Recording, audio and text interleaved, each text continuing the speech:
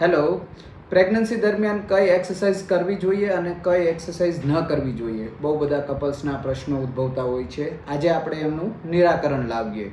મિત્રો, પ્રેગ્નન્સી દરમિયાન ડેઇલી રોજ 15થી 20 મિનિટ એક્સરસાઇઝ કરવી જોઈએ, એટલે કે વીકલી 150 મિનિટ 150 મિનિટ જેવી એક્સરસાઇઝ કરવી જોઈએ. રોજ રાત્રે ચાલવા જવું, થોડું રનિંગ, સ્ટેપ એરોબિક એક્સરસાઇઝ વગેરે જેવી તમે એક્સરસાઇઝ કરી શકો. હેવી એક્સરસાઇઝ જેવી કે વેઇટ લિફ્ટિંગ છે, સ્કૂબા ડાઇવિંગ છે, આ બધી એક્સરસાઇઝ અવોઇડ કરવી જોઈએ.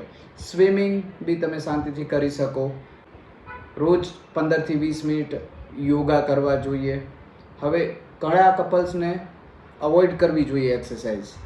જે લોકોને મલ્ટિપલ પ્રેગ્નન્સી છે, હૃદયની બીમારી છે કે ફેફસાની બીમારી છે, અથવા હાઇપરટેન્શન છે, અથવા આયુજીઆર એટલે કે બાળક અંદર નબળું છે, અથવા મેલીનો ભાગ નીચે છે, તો એવા લોકોને એક્સરસાઇઝ અવોઇડ કરવી જોઈએ અને બને એટલો આરામ લેવો જોઈએ.